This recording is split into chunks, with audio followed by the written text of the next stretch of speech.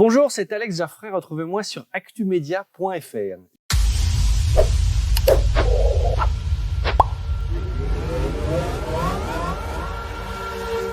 Bonjour, je suis Alex Jaffray, j'ai 27 ans, je suis compositeur, producteur, chroniqueur aussi, et puis stand-upper depuis une petite année. Mon métier principal, c'est d'écrire de la musique pour l'image. J'ai fondé une agence sonore qui s'appelle Star Trek, Start et Record, excellent jeu de mots.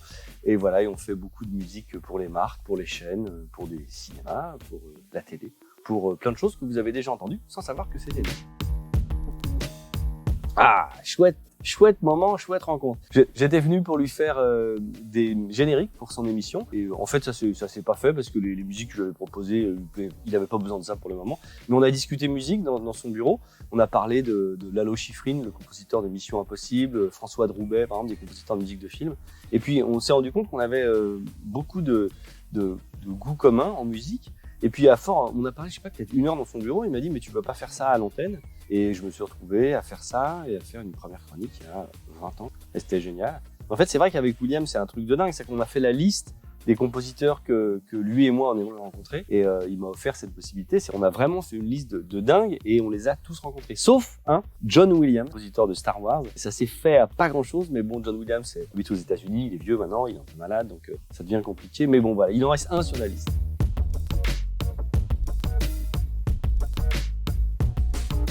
Je me suis cassé la jambe il y a 2 ans et je fais l'interview de Lenny Kravitz et l'interview se passe hyper bien. Je viens avec un sampler, je l'ai pas ici mais c'est une petite boîte comme ça.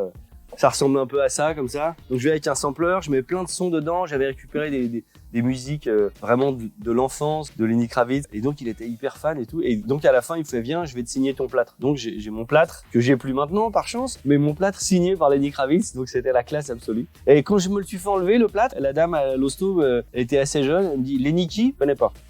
Elle a découpé le plâtre.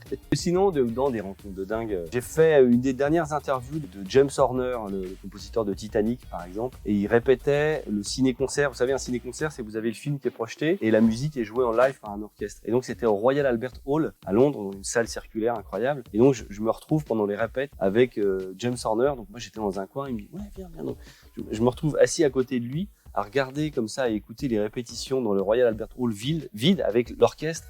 C'était hyper poignant et surtout la semaine d'après il s'est tué en avion. Donc c'est des choses à la fois gaies, des choses à la fois tristes, des moments inouïs comme ça. Et Ennio Morricone c'est quelqu'un qui avait très très mauvaise réputation. Il n'aime pas les journalistes, en fait il est très timide, il n'aime pas les interviews. Je lui ai amené le sampler aussi et son manager a fait, à mon avis, le maestro, il appuiera jamais sur les boutons. Et 1h30 après, il était là, ouais, c'est génial. C'était des moments, vous savez, des rêves d'enfance. Vous dites, je vais rencontrer Ennio Morricone que j'écoutais petit et ça va être super. Et vous le rencontrez et c'est super. Et c'est vrai que vous vous pincez en sortant en disant, mais c'est pas vrai, je vais me réveiller. Tout ça n'existe.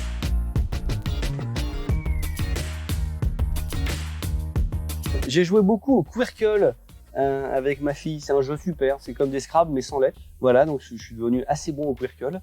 Non, mais vous savez que la vie de compositeur, en fait, c'est une vie de confiné. C'est compositeur, vous êtes dans un endroit comme ça où il n'y a pas de bruit, où il n'y a pas d'air, et vous voyez pas les gens, parce que vous composez de la musique, vous écrivez de la musique. Ça nous a permis, par exemple, avec Gilles et Marc, qui sont chez Star Trek aussi, qui sont compositeurs, ça nous a permis d'écrire plus que d'habitude, d'ailleurs, pour écrire une musique de film. On a fait la musique du biopic sur Grégory Le Marchal, qui va passer sur TF1. Généralement, on a moins de temps que prévu, parce que le montage image finit tard, donc vous avez récupéré le film, il vous reste 1 mois pour bosser, et là, on a eu 2 mois et demi. Pour nous, c'était une bonne nouvelle. Ah, après, bon, attention, je mets des guillemets, machin, le confinement. Pour un compositeur, avoir plus de temps à être au calme, c'est chouette.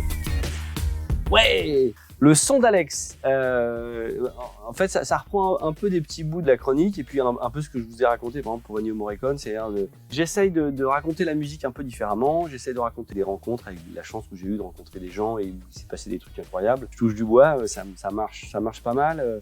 Là, je reprends au Lucernaire à partir du 24 septembre à Paris.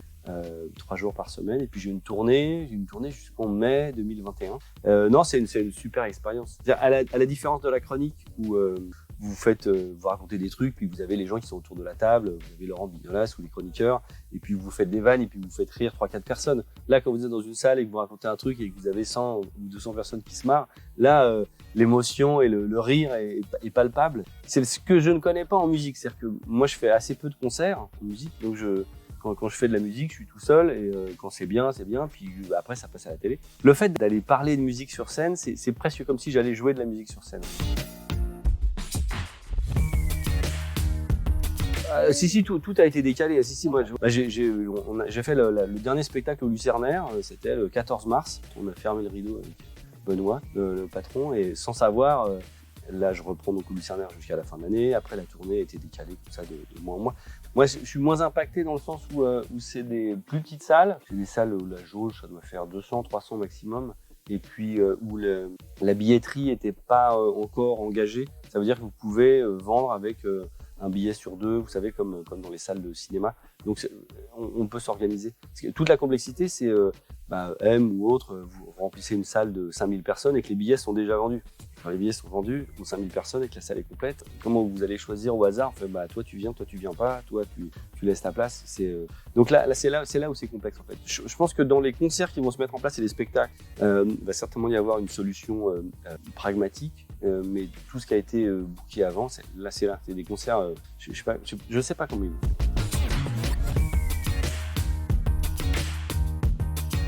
Plein, tout le temps.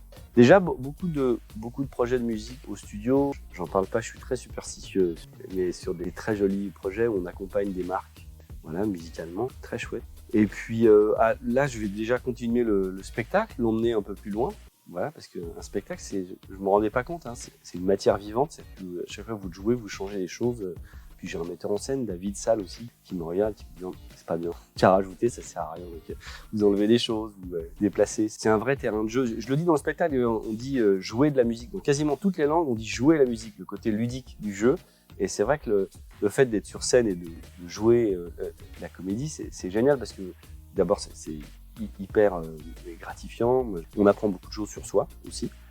Et puis ça permet, comme ça, quand vous jouez plusieurs fois par semaine, le spectacle du lundi, du jeudi, c'est pas le même que le spectacle du samedi. Parce que d'un seul coup, le spectateur réagit différemment. Et comme la salle est différente, vous êtes aussi différent, donc le truc bouge comme ça. Donc c'est génial, rien n'est figé.